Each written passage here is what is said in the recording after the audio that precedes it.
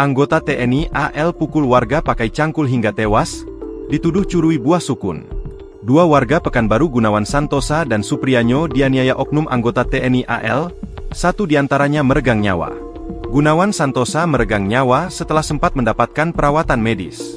Keluarga korban telah melaporkan kasus ini ke Polisi Militer Angkatan Laut, POM AL, dan pihak POM AL telah melakukan mediasi.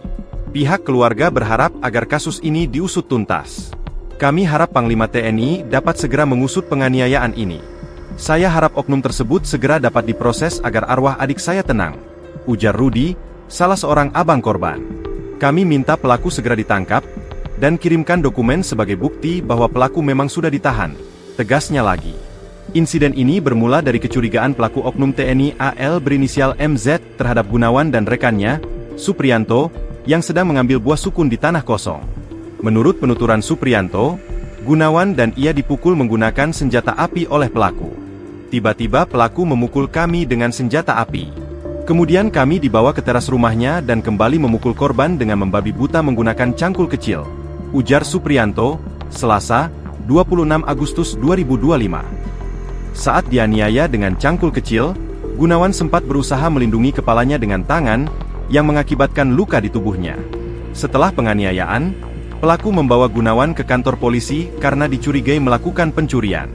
Namun, Gunawan dipulangkan keesokan harinya karena tidak terbukti bersalah.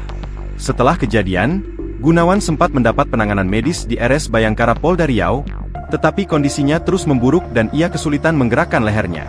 Ia kemudian dibawa ke RSUD Arifin Ahmad, di mana hasil tes darah menunjukkan ia positif tetanus dan kondisinya dinyatakan sudah memprihatinkan. Sehari setelah dirawat, Gunawan dinyatakan meninggal dunia. Secara terpisah, Kepala Dinas Penerangan TNI AL, Laksamana Pertama, Laksma, TNI Tunggul, mengonfirmasi bahwa pihaknya sedang menyelidiki kasus ini. Jajaran TNI AL di wilayah Dumai ikut membantu proses penyidikan, karena diduga melibatkan personel TNI AL yang berdinas di lingkungan Mabes TNI, B Bertunggul. Tunggul menambahkan, pelaku telah ditangkap dan sedang menjalani pemeriksaan oleh POM AL. Ia juga menegaskan bahwa kasus ini akan ditangani secara profesional sesuai hukum yang berlaku demi keadilan.